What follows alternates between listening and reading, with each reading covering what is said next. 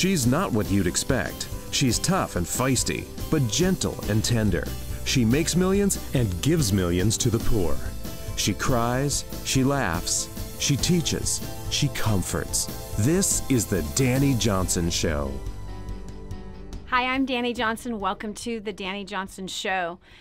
Hey, I don't know if you have ever been in that place in your life where, I don't know, like you just have a lot of things coming at you all at the same time. There seems to be like chaos just stirring. Even it's like you got a tornado over here going on. You got a hurricane brewing over here going on.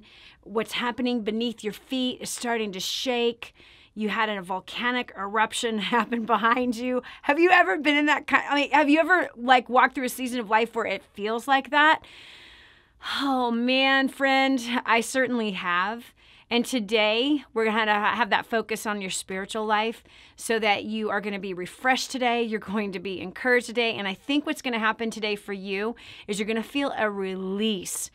Yes, kind of like taking a load off, even though that twister is right over here.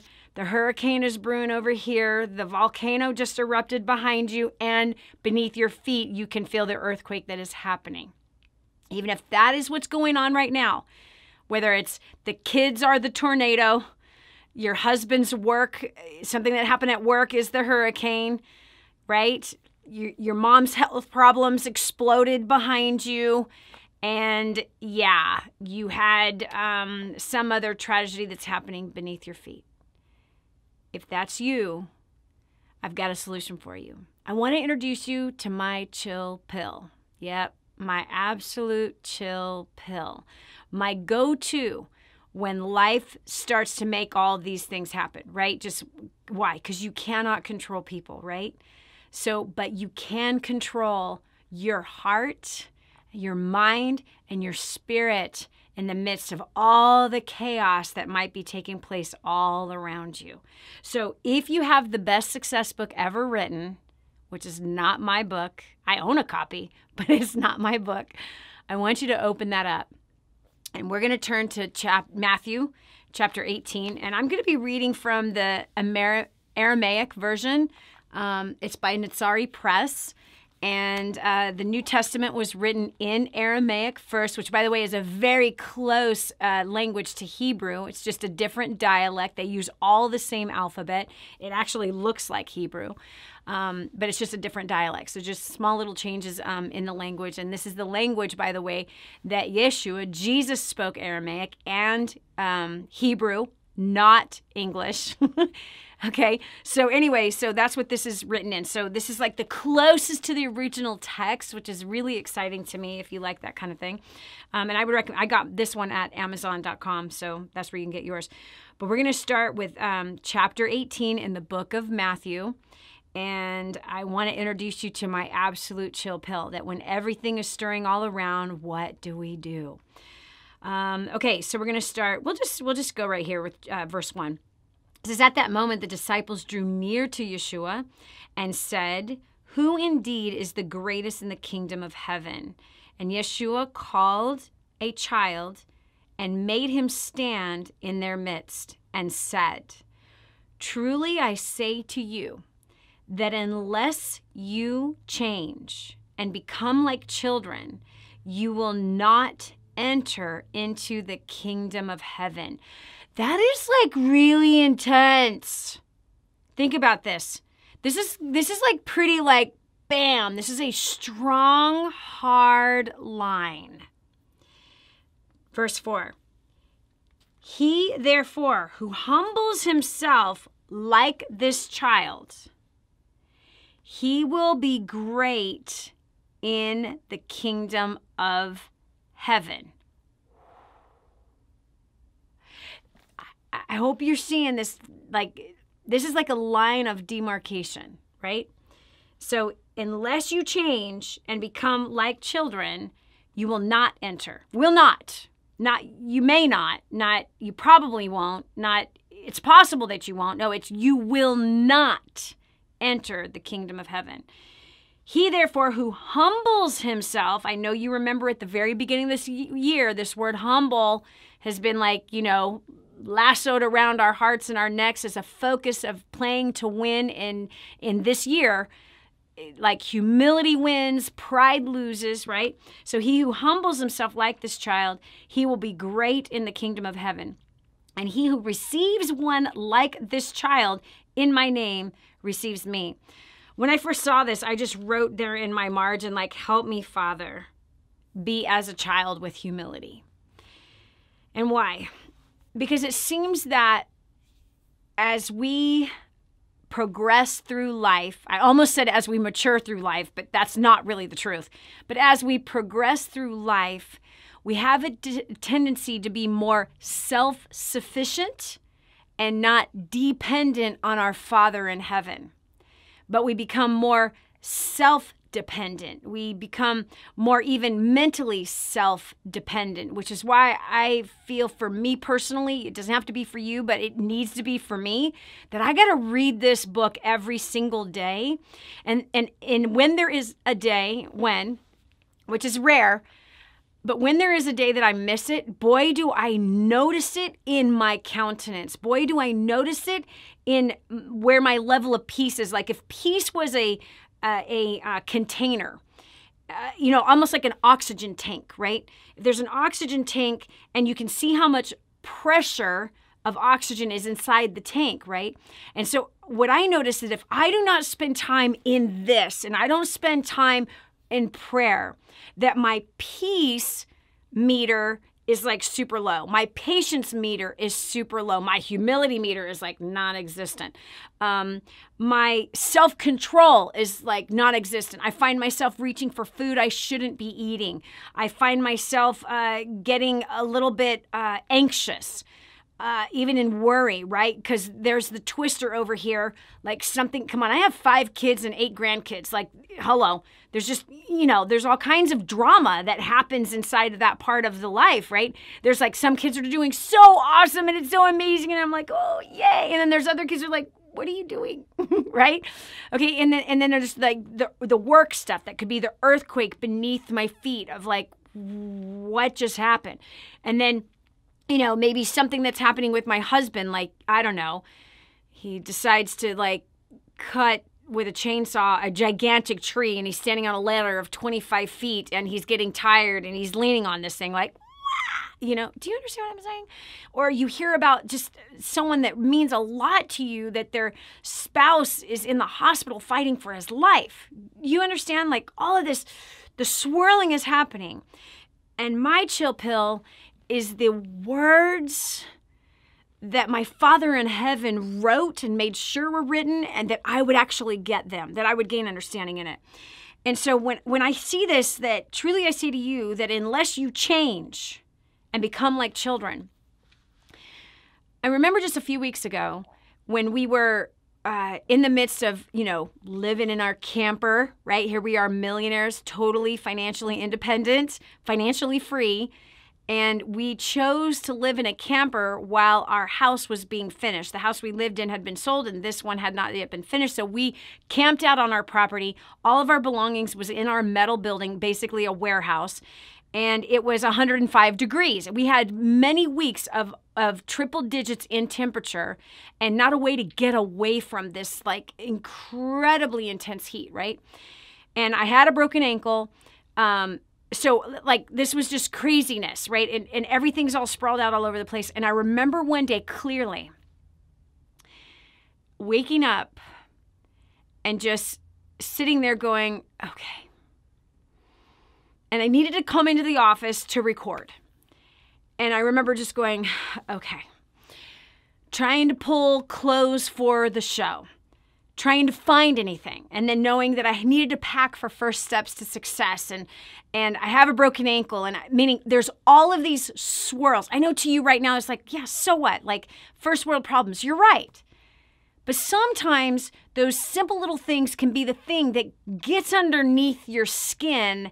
And when you keep adding one at a time, and it really largely depends on your personality, okay? You have to think about this. Some personalities love chaos. Other personalities, we don't do well in chaos. We don't function well in chaos. We like structure. We like a routine. And that's the way we were made by our Heavenly Father. Our Heavenly Father made us to be those routine followers, schedule keepers. You know, we like things to be peaceful. We don't like a lot of chaos. And that yet He made other people that, man, they love to create the chaos, right? It's fun for them. They love to disrupt. It's the man I married. He's a disruptor, and I'm one that wants to keep the peace, and he likes to disrupt the peace just to see what my response is going to be. I'm a very easy one to get to react, I guess. Anyway, he's been poking fun and flirting with me like that for 27 years, and it still works somehow. He is amazing. I can't believe it still works, but it still works 27 years later, and it's part of the fun of who we are. So bottom line is that I woke up that morning and I had this list of things that were like, and I hadn't had, like, you know what I'm saying? Like, everything's in chaos, right? Where we've got a house that's being built.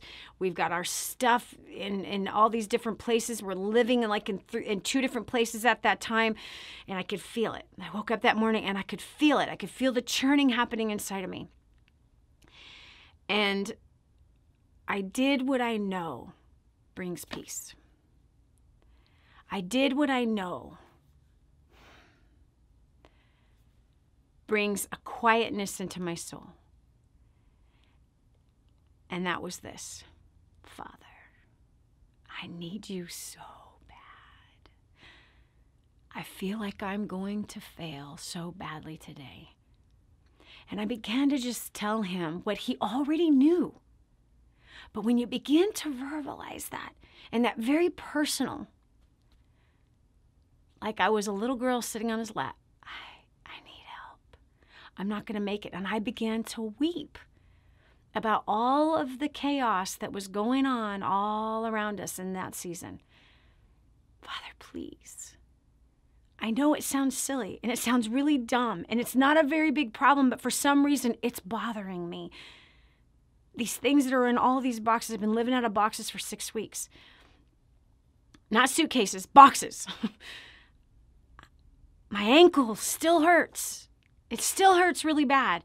At the time, my hormones were going crazy. And I'm like, Father, like, I need help. I don't want to go through another 75 hot flashes today. I just need some peace. And I literally, like a child, began to just say what was frustrating me, what was bothering me, what was causing this unrest in my soul. And I literally just broke down and I began to weep. Now, I know if this is your first time watching this, you right now are going like, you're a weak suck. Listen, buddy. You have no idea the things I have endured in my life, including being badly beaten as a child, being molested from the time I was 3 till I was 16, being a homeless woman, being totally abandoned and forsaken by my first husband, being raped and gang raped as a child, suffering crazy trauma, like my mother breaking her neck right in front of me, crazy trauma, like watching my mother being beaten beyond recognition, both eyes bleeding out, swollen, her 4 front teeth completely missing because they were knocked out of her mouth by my stepfather. Don't talk to me about hardship. Being embezzled, losing millions of dollars. Don't talk, having a heart attack at 24, trying to take my life. My husband saved my life at 25. Don't talk to me about hardship. It's not about that. But sometimes in a moment when there's a lot of unrest all around us, we can physically, our physical body feels it. And based on what our personality is, we handle it differently. So at the beginning of the show, I said, if you got a twister on this side and a hurricane brewing on another side, and behind you, the volcano is already spewing out its lava, and beneath your feet is an earthquake. Everyone's definition of those things are personal and different to them. But what I want to tell you is your Father in heaven is the safest and best place to go to. He doesn't judge how you're feeling. He wants you to verbalize how you're feeling before him. And he gives you peace. I laid it all out, and they're all stupid little things. But when you add up a bunch of stupid little things all at once, it can feel really frustrating. And I'm telling you, that day, as I just confessed all that to him, like telling him, like, oh, Abba, please help. Please help. I don't want to respond wrong today. I want to be clothed in your love today. And I'm not feeling that love right now. I want to be clothed in patience. And I'm not feeling patience right now. I want to scream. I want to scream. I want to punch a wall. I don't know if I'm going to have the patience to deal with the contractors today and hearing again, no, we didn't do that. Oh, we're kind of held up because of that. I don't know if I want to hear about another delay in 105 degrees. I don't know if I want to see my son in a tent another day. I don't know if I've got the patience to do it, but I'm telling you right now, please help me. Please help me. And he did. He did. The hot flashes didn't seem as hot that day. The 105 temps didn't seem as hot that day. For some reason, I felt him like helping me control my tongue. I felt him in his presence. It's almost as though I was being led by him, and I was holding his hand, and he was like, hold on, sweetie. You know what I mean? Kind of like a father walking his daughter to school. And here's the stop sign. And the little girl's about to step off. And he's like, hold on, sweetie. Hold on, baby. It's okay. Hold on. We got to look both ways first. I literally felt that day when I needed it so badly. So if you've got all that stuff going on, I want you to do this. Take this chill pill. Give yourself over to your Father as a child. And become like a child so that you will receive the kingdom of heaven. And that day I received the kingdom of heaven. That in the midst of all the swirling and the chaos, there was peace. And I heard his voice say, hold on. Just hold on. It's going to be okay. I got it. It's going to work itself out. That day I was surprised with something with my husband. Because that day, I also ended up cooking for 57 people. Erica and I cooked for 57 people that day in the midst of all of this craziness.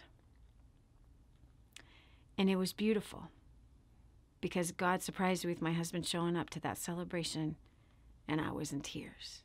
Thank you, Father, for answering a deep cry of my heart.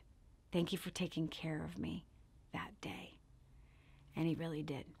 So my message to you, or more importantly, his message to you, let him take your hand. Let him walk you through the day.